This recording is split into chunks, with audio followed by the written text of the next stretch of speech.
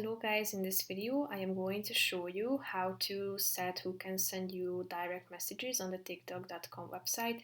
But first I just want to mention, don't forget to subscribe to my channel because at 10,000 subscribers I am going to show you my whole YouTube revenue statistics and growth strategy, how to make money online. Now let's jump into it. First of all, open the website on your device, and after that you should tap on this messages button at the top of the screen next to the upload button.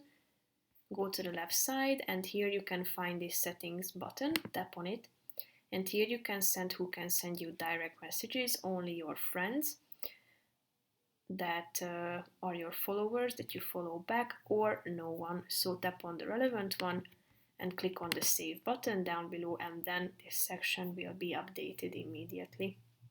So that's pretty much it for this video, guys. See you in the next one. Bye bye.